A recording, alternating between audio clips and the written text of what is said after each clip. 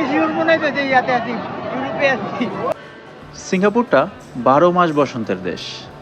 এই দেশটাতে তুষারপাত দেখার স্বপ্ন দেখা অনেকের কাছেই দূরের কোনো কল্পনার মতন। কিন্তু সেই স্বপ্নের একটুখানি বাস্তব স্বাদ পাওয়ার জন্য যেতে হবে অর্চার্ড রোডের ট্যাংলিন মলে। সেখানে প্রতিদিন রাত 8টা ও রাত 9টায় শুরু হয় মনোমুগ্ধকর কৃত্রিম তুষারঝড়। আর এই পুরো আয়োজনটা চলবে পুরো ডিসেম্বর মাস জুড়ে। গতকাল আমি আমার ছোট ভাই রুহুল আমিন এবং আমার প্রিয় বন্ধু ইব্রাহিমকে নিয়ে গিয়েছিলাম এই তুষারপাত দেখতে। তুষারের মতো সাদা ফোম যখন চারপাশে ঝরতে থাকে তখন আমরা যেন ফিরে যাই শৈশবের সেই নিঃস্বার্থ আনন্দের দিনে। চারদিকে শিশুদের হাসি, পরিবারগুলোর স্মৃতি ধরে রাখার ব্যস্ততায় মগ্ন। সব মিলিয়ে তৈরি হয় এক উৎসবমুখর পরিবেশ।